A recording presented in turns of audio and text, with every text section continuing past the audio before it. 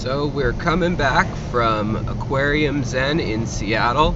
I live just over that hill. That's Green Lake you're looking at there, and a man in a Speedo. Can we zoom in on that? Alright, do not enter. I agree. Let's get back to the house and get these fish in a tank. Hey guys, Alexander Williamson here, and I have a very special fish here today. This is the Ninja Catfish, or Ninja Woodcat as it is commonly known. I have 3 of them here. It happens to be 2 males and a female. That's what I got in, straight in from outside the country. They made their way here via Colombia, and their scientific name is Tatia musaica, as in like mosaic, as in they have these patterns that kind of look like little orca whales, and they're just a beautiful fish. You can see some purples and even some kind of blues underneath their fin, but they're mostly white. It's just an iridescence that's reflecting with the light off, reflecting from the natural sunlight coming into the room. That's so bright you won't be able to see it, but let me just tell you about these little guys while you can see them, because after this bag shot, you probably won't see them. They're nocturnal, and the light is off for their sake. They're nocturnal, and I'm sorry about the glare, but I hope you can kind of get a sense of what these guys look like. And they're feisty. They've got a lot of fight and energy in them. They are a catfish, and they are a toothed carp is the type of fish that they are in that family. You can see they've got big eyes, almost like a cartoon character, and no real barbels that stick out or anything. The males have this anal fin that you can see here that's been morphed into a gonopodium, much like endlers and live bears, guppies, things like that. I can see that 2 of these fish have that, and it appears that this third one may not have that. It appears that this is a she here, and she's also nice and plump, so hopefully we have a shot at breeding, because these fish have never been bred in captivity, at least in a published report. They have been bred in a facility with water down in South America that was straight from a river source, but they require a lot of water changes, so I'm up for the challenge. And they also require at least 2 power heads kind of pushing a lot of water their way, and then they want to hide in crevices.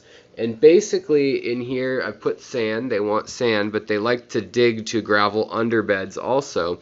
And they're an interesting fish in that they actually, when they mate, it's not spraying milt all over the ground or the eggs that have been scattered. They actually mate like endlers and live bears, like guppies do, and they connect in a cave or out sometimes while hunting. It's been noted in certain journals, people who watch them in the wild. They're very active at night, and they pair off and they do a lot of acrobatics, so you need to keep the water level at least an inch or 2 lower than the top of the tank. But they hunt at night, and you can see they're just not happy right now, not happy at all, and I feel for them. Let's get that reflection off of them.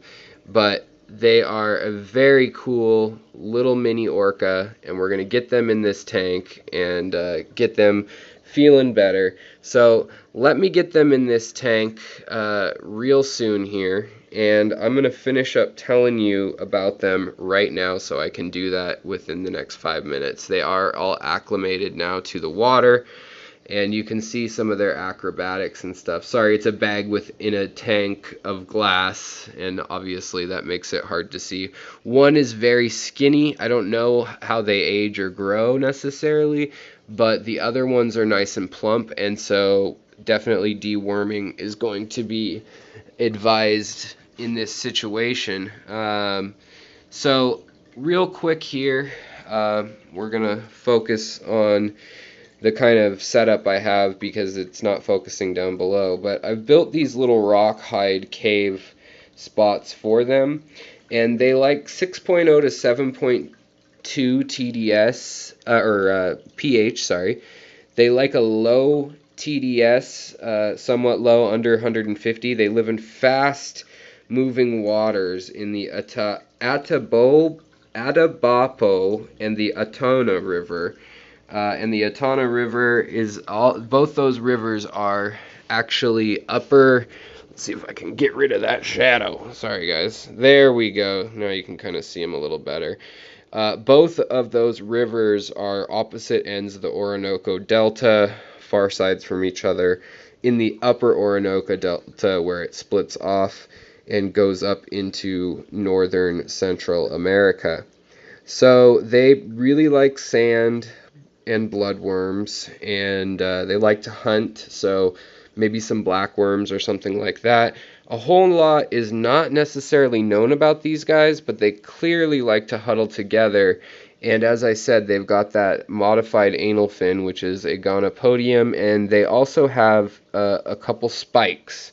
And I don't know how rigid those spikes are or if that comes with age, but there's also debate whether there is another variety of these fish. You know, there's oil slick and oil spill or honeycomb woodcats. There's over 125 woodcats, but these ones, the ninja woodcats or the Tatia musaica, they're supposed to get only 2 inches long. These guys are already 3 inches long, so I think they're fully grown, and they're in the tooth carp family. They like 72 to 78 degree water with dim light. They don't mind muddy water, but they don't want that TDS real high. They live in those swift rivers, and so you're trying to replicate that with no nitrates, lots of water changes like you do with rainbow fish or something. And then when they give birth in the wild anyways, for 2 days they find cracks in rock. So I put in dragonstone with some nice seams on it, as well as PVC tubes and terracotta pots, and then natural rock shelf hides, hoping that something along the way will spark what they want. But there's no record of them being bred by hobbyists, and so I hope I can just keep them alive and happy. And hopefully you'll be seeing more of them as time goes on. So welcome to the family, little woodcats. We're going to need some names for this trio. And it looks like we've got the female and 2 males by the sound of things. So I'm going to get them into a net carefully, get that water from the shop out of there, and get them back into here, and we'll see what happens. So let me pause this, get them in the net with both hands, and we'll see if they hit the deck and go for the sandy area that supposedly they like, or if they're going to go somewhere else. So let's see what happens. Also, Java fern, wisteria, stuff that you don't mind getting eaten or beat up is always good when you have a heavy flow on your power head. So that's just something to consider. And right now my power head doesn't seem to be on, so I'll have to figure out what's going on there, if something got stuck in it, or no, nothing's stuck in it. Maybe I blew a fuse or something like that. Let's put a pause on everything right now, and we will get back with you guys once I'm ready to put them in the tank, and we'll see what happens. Alright guys, we're back with the woodcats. They should be acclimated. Ooh, they're feisty!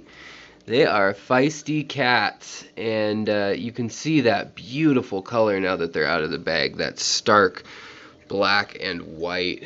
We'll try to keep the glare out of here, but we'll see what they do when I let them out of the net. Take a look at what they're going to do. They seem to be fighting into the net. Alright, let's see where they go. Seems like they're all going for the back of the tank. So in this tank we have an air filter, but we also have and there's sand that's floated up because it's relatively new sand. I'll probably be mixing the grades of sand with it. And that may be the last of those woodcats we see for a little while. They're very shy, and we're going to get that power head going again, and maybe that will give them a little more feeling of at home. We'll probably get the power head. We'll get one power head running for sure, and probably a hang off the back. This one's not running currently, but there is water in the back of most of it, so the filter media is still alive. This sand from Petco is lame, by the way. This sand that floats really easily.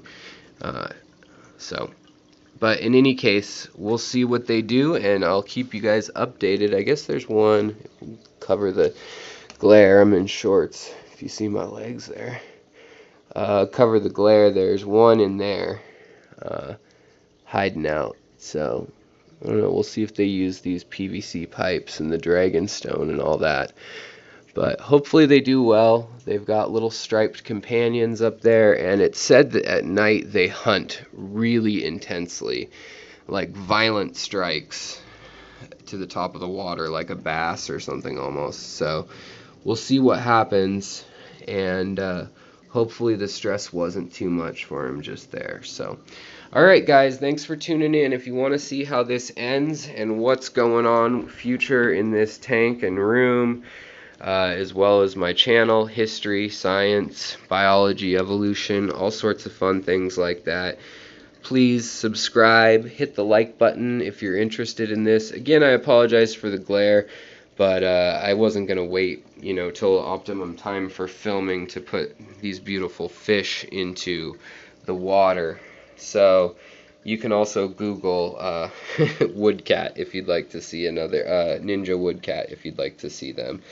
But yes, there are two varieties. This one has an opalescence in it. It is a stark white when you look at it, but that white under actual sunlight coming through the window reflected purple and blue and red. So that was really interesting, and that seems different than the reports I've read on all of them. So there could be 2 or 3 species we're looking at here.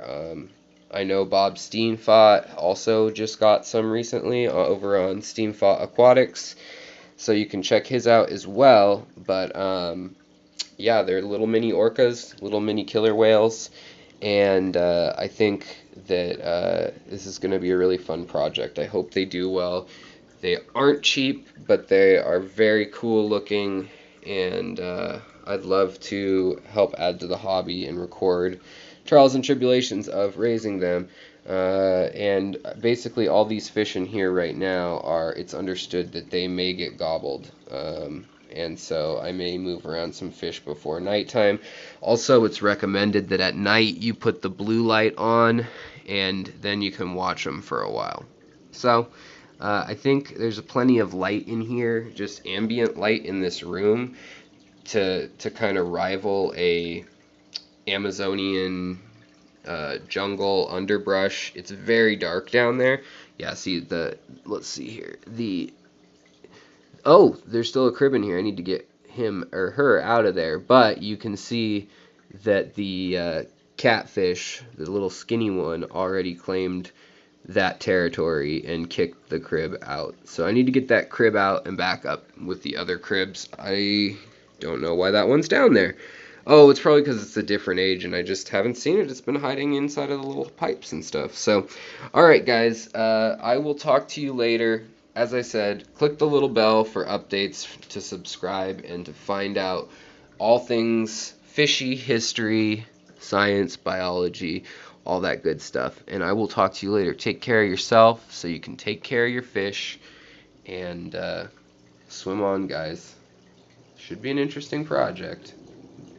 Bye.